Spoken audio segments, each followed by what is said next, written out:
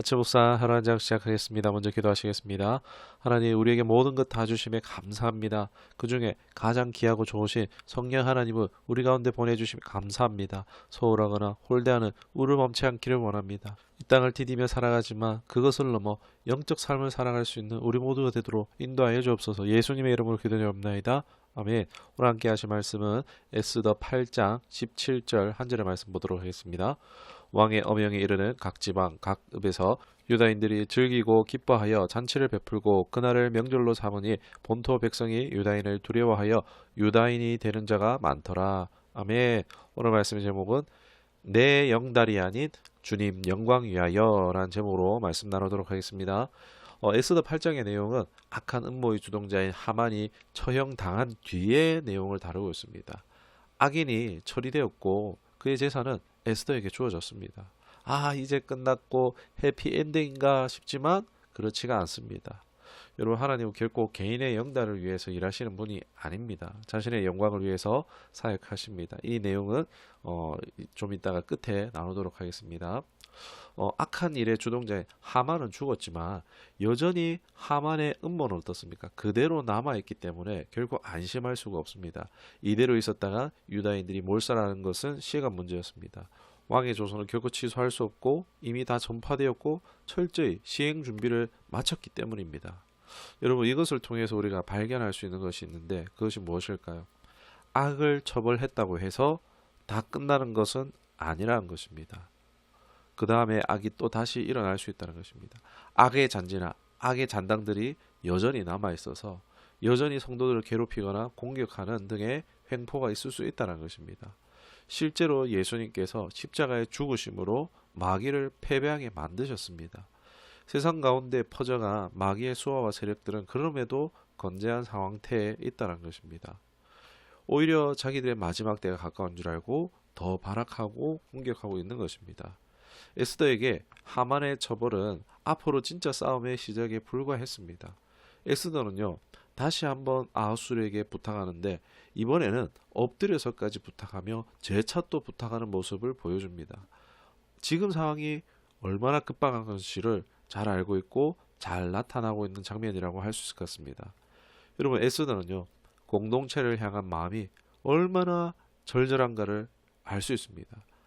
여러분, 자신의 안위는요 보장되었습니다. 하만과의 싸움에서 이겼고 그 하만의 재산, 부와 명예도 다 얻었습니다. 자신에게 부족한 것은 없죠.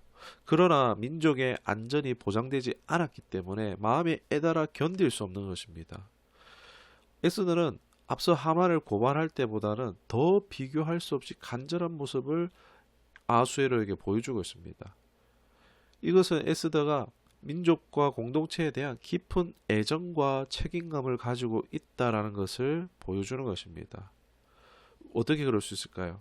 뭐 유대의 공동체의 일원이었기 때문이라고도 그렇게 얘기할 수 있겠지만 아마도 에스더의 마음은 그들의 고통과 그들의 운명을 자신과 같게 여겼다는 것입니다. 여러분, 오늘날 우리에게 약한 부분이 이런 부분이 아닐까 생각해 봅니다.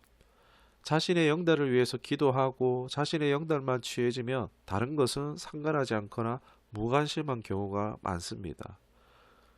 교회 안에 있지만 운명 공동체라는 결속감, 이 연대감이 부족해 보입니다. 뭐 교회에서 작은 교회는 좀 덜 할 수 있겠지만 큰 교회는 아주 심할 수 있겠죠. 타인의 문제나 어려운 고통에 대해서는 전혀 자기 일처럼 생각하지 않고 신경 쓰지도 않습니다. 여러분, 우리는 에스더의 오늘 이러한 모습을 본받아야 할 줄로 믿습니다.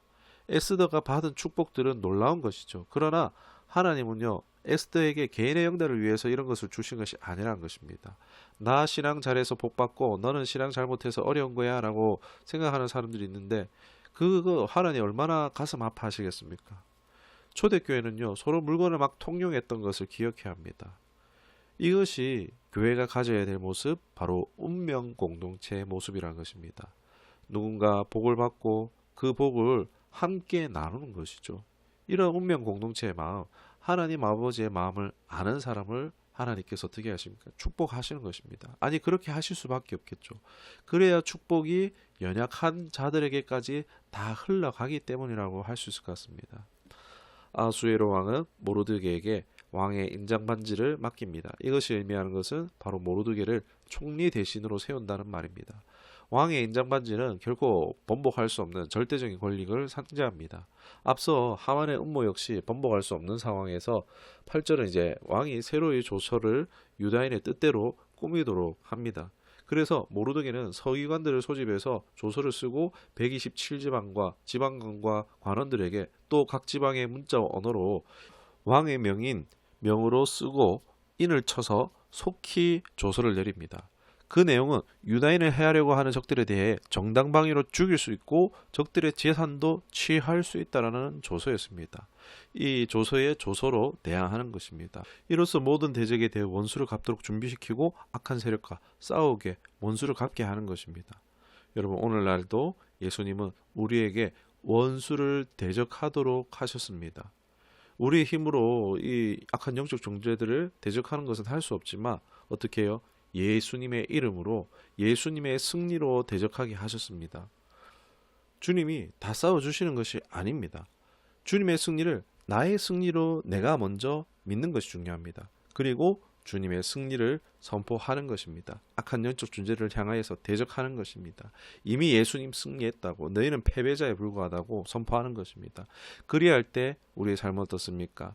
놀랍도록 역전될 것인 줄 믿습니다. 결과적으로 유다인들이 영광과 즐거움과 기쁨과 존귀함을 얻게 되어집니다. 정말 하만의 음모로 인해서 슬퍼하였던 것이 이젠 기쁨이 되고 두려움이 변하여 평안이 된 것입니다.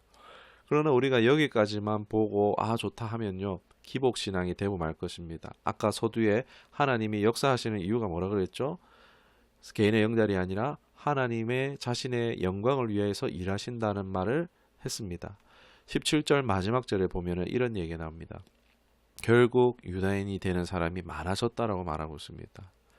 유다인으로 기여하는 자들이 나온 것입니다. 여호와 신앙을 받아들이고 여호와만 경외하러 살기로 다짐했다는 것입니다.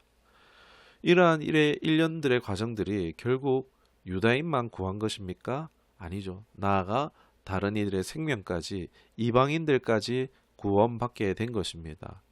하나님은 결코 하나님 자신의 영광을 빼앗기지 않으시고 철저하게 하나님은 영광을 취하십니다. 그 중에 우리가 순종할 때 쓰임받고 그 복된 상에 참여하는 것입니다. 그렇기에 우리 성도들의 마음에 꼭 품어야 하는 것이 있는데 그것이 무엇입니까? 자신의 영달이 아닌 하나님의 영광을 위해서 사는 마음을 갖는 것입니다. 이 마음을 품고 살아가기를 원합니다. 오늘날 우릉사자와 같이 삼킬 자를 찾는 이 마지막 발악하고 있는 악한 이 세대에 동일한 구원의 역사를 보게 되는 저희 여러분 될 줄로 믿습니다. 그러한 저희 여러분 되기를 주님의 이름으로 축원합니다. 기도하겠습니다. 주님, 주님의 최후 승리의 날까지 우리에게 영적 전쟁이 있음을 말씀하셨습니다. 우리에게 주신 일은 예수님의 이름으로 나아가 싸워 승리하며 이기기를 원합니다. 원수를 파하며 승리와 전리품으로 족하게 되는 은혜를 누리게 하여 주옵소서. 감사드리며 예수님의 이름으로 기도드리옵나이다. 아멘.